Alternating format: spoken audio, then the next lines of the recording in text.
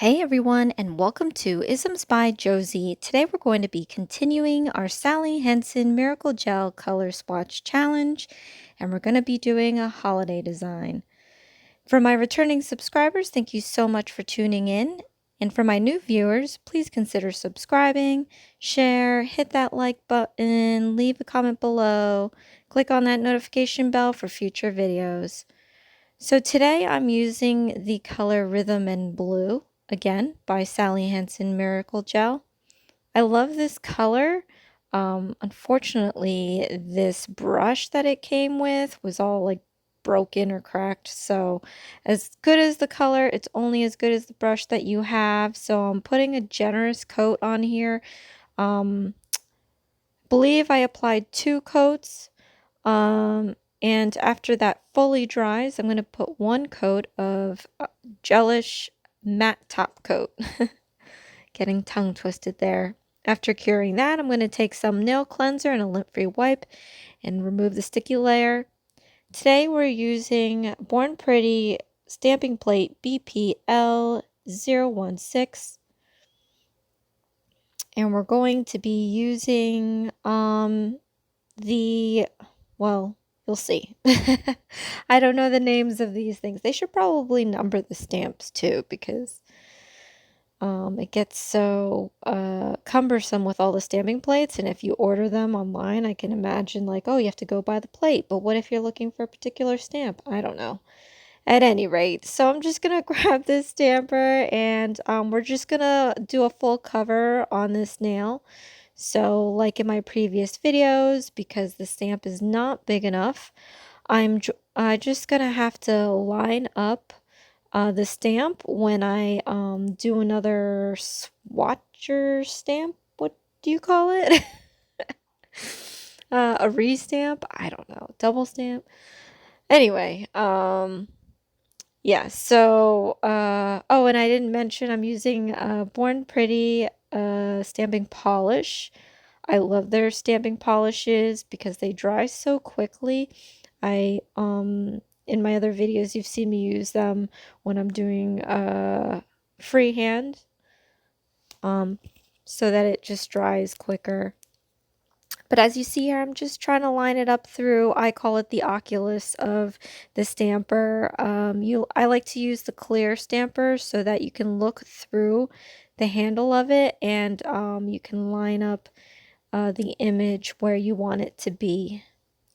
This takes a number of times to do and sometimes to do some time to do it, as you can imagine, but it's well worth it, especially if you're trying to do a full coverage nail. Or if you've seen in my previous, yesterday's video, no, the other day's video, if you want to do a little cheat, you can make a frame on your nail so you don't need to cover the full nail. But for this design, it's so pretty. I love like the floral design that I want it on the entire nail. So that's what we're going to do today. And as you can imagine, this does take time. This is lapse time to get perfect. I mean, and over time, if you do stamping a lot, it'll get much faster to do. But I don't stamp as much as you think I am. But this whole entire month, it's a month long of stamping. So I'm gonna become an expert at it by the end of the month, hopefully. So we're just doing the other nail, and I'm using this other floral design. I picked these two because they're quite similar and I want the theme to kind of tie into each other. Yeah, I don't like how the stamps for this plate almost go to the edge because there's a curve to the edge. So as you can see, when I was scraping the polish off, there's that smudge on the right because it curves and it can't get that nail polish off. So then when I end up picking up the stamp with the stamper, I have to remove that chunk that came along with it. For this design, it was a little harder than the other one to line up because it has more intricate pieces. And here I'm just smushing the polish.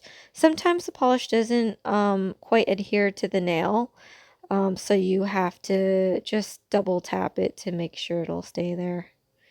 So now I'm putting on lightly some gummy jelly.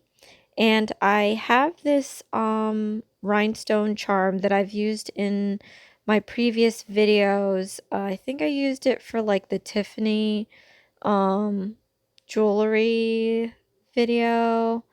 And it looked a lot like an angel, so I made that look like an angel.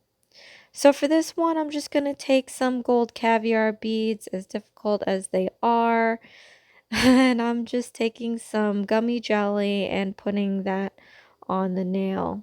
Now you want to put like a decent amount to keep the caviar beads from rolling off. And as you know, I didn't seal the nail because I want to keep the matte top coat, but I wanted the gold to still shine. I mean, if anybody has any tips to top coat something, or at least matte top coat, you know what I mean? Like, if I put top coat over the whole thing, obviously my matte coat is going to disappear. If I put matte coat on top of everything, then the gold gets dull. So if anybody knows how to remedy that, that would be great. Leave a comment below. So we're just going to continue this throughout the rest of the nail, and that's pretty much the design. And you're going to see the finished look at the end of this video, like I always do. But this one was a little toughy because the rhythm in blue is, you know, a sky blue. I mean, how do you make that look like something for the holiday season without being obvious about it? I didn't want to do like snowflakes or icicles or anything like that. But I thought that this would be more like, you know, a chateau during Christmas time with their pretty wallpaper.